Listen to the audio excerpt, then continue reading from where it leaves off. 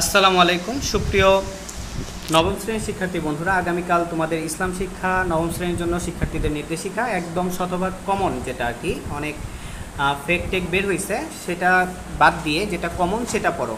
এটা হচ্ছে common, so এইটা 100% কমন। যারা যারা চ্যানেলটিতে নতুন এসেছো তোমরা অবশ্যই সাবস্ক্রাইব করো, সবার আগে দেওয়ার চেষ্টা করতেছি, তো তোমরা দেখো। তো সামাজিক সমস্যা বিশ্লেষণ করে ইসলামের বিধিবিধানের আলোকে সমাধান করি। আমরা দৈনন্দিন জীবনে আমাদের চারপাশে প্রতিনিয়ত বিভিন্ন সমস্যা বা চ্যালেঞ্জগুলো দেখতে পাই। ইসলামের নির্দেশ বিধিবিধান যথাযথভাবে চর্চা করলে এই ধরনের সমস্যার সমাধান করা সম্ভব। তুমি যে এলাকা অঞ্চলে বসবাস করো সেই এলাকার বিভিন্ন সামাজিক সমস্যার সমাধানের ইসলামের বিধিবিধানগুলো বিশ্লেষণ করো। সমস্যা 1, সমস্যা বা চ্যালেঞ্জ অনুসন্ধান। দেখো আমরা অনুসন্ধান করবো, এটা হচ্ছে 1 নাম্বার। তুমি যে এলাকা অঞ্চলে বসবাস করো সে এলাকা সমস্যা বা চ্যালেঞ্জ অনুসন্ধান। তুমি যে অঞ্চলে বা বসবাস করো সেই অঞ্চলে বিভিন্ন সমস্যা বা চ্যালেঞ্জগুলো তালিকা তৈরি করো। এরপর তোমার একজন সহপাঠীর কাছ থেকে জেনে নাও কী কী সমস্যা বা চ্যালেঞ্জ খুঁজে পেলো। সো আমরা এরকম একটা ছক দেওয়া আছে, এই ছকটা তোমাদের করতে হবে।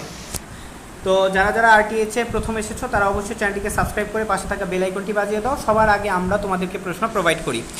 সো সমাধানযোগ্য সমস্যা নির্বাচন ও প্রণয়ন। তোমরা দেখতেই পাচ্ছ যে এখানে দুইটা কথা বলা আছে। তোমার এলাকায় বিভিন্ন সামাজিক সমস্যা খুঁজে পেয়েছো। এবার 4 জন সহপাঠী আলোচনা করে কাজ 1 এর তালিকা হতে বিভিন্ন সমস্যা নির্বাচন করে সেই সমস্যাটি সমাধান করা তোমার পক্ষে সম্ভব হলে সমস্যাটি নির্বাচনের পক্ষে এককভাবে তোমার যুক্তি তুলে ধরো। আমরা এটা কিছুক্ষণ পরেই সলভ করে নিয়ে আসবো, সে পর্যন্ত তোমরা অপেক্ষা করো। কাজ 2 বলছে তোমার এলাকায় বিভিন্ন সামাজিক সমস্যা, এটা যে ছকটা সেই ছকটা তোমরা দেখলা। এবার দেখো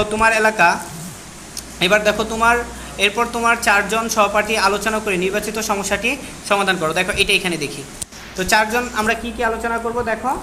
বলছে নির্বাচিত সমস্যার নাম, তারপরে সমস্যার চ্যালেঞ্জ সমাধান, তোমরা দেখে নাও আসলে মূলত। তারপরে লাস্টে বলছে কি দেখো, যে তোমরা বিদ্যালয় বা এলাকায় একটি ইতিবাচক উদ্যোগ চিহ্নিত করো।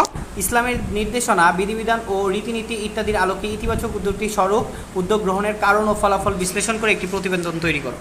তো এটা ছিল তোমাদের আগামীকালকের প্রশ্ন। যারা যারা চ্যানেলটিতে নতুন এসেছো সাবস্ক্রাইব করে রাখো, আমরা কিছুক্ষণের মধ্যেই উত্তর নিয়ে হাজির হচ্ছি। আল্লাহ হাফেজ, সবাই সুস্থ থাকো, ভালো থাকো, আসসালামু আলাইকুম।